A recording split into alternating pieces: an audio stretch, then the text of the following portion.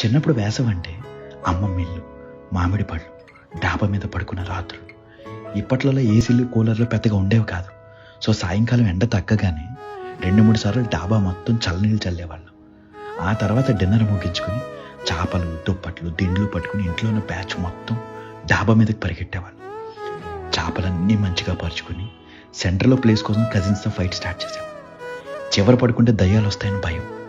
ఇంకా కజిన్స్ అందరం కబుర్లు చెప్పుకుంటూ, అంత్యాక్షరి ఆడుకుంటూ, ఇంకో పక్క తాతయ్య చెప్పే దయ్యాల కథలు వింటూ, దోమలు కొట్టకుండా కాయిల్స్, అందరం పోటీ పడి మరీ లెక్క పెట్టి ఆకాశంలో చుక్కలు.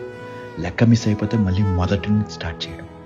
ఈలోపు పిల్లలందరి కోసం అమ్మమ్మ డాబా మీదకి తెచ్చే మామిడి పళ్ళు, కీచురాళ్ళ అరుపులు, పక్కింట్లో టీవీ నుంచి వినిపించే ఈటీవీ న్యూస్ మ్యూజిక్.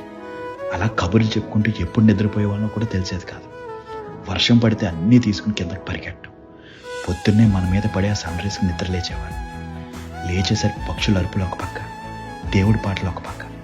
ఇంకా నెమ్మదిగా లేచి మిగిలిన స్లీప్ కిందకు వచ్చి కంప్లీట్ చేసేవాడు. బ్యూటిఫుల్ డేస్ కదా. ఇప్పుడు ఎన్ని కంఫర్ట్స్ ఉన్నా అప్పుడు అలా మన వాళ్ళందరితో డాబా మీద కబుర్లు చెప్పుకుంటూ పడుకోవడంలో ఉండే ఆనందం ఎందులోనూ లేదనిపిస్తుంది. మీకు ఇలా డాబా జ్ఞాపకాలు ఉన్నాయా? ఉంటే ఈ వీడియో మీ కజిన్స్తో షేర్ చేసుకుని ఒక్కసారి ఆ రోజులకు వెళ్ళొచ్చేయండి. ఉంటా అండి. ఇట్లు మీరు అలంగ మోయ.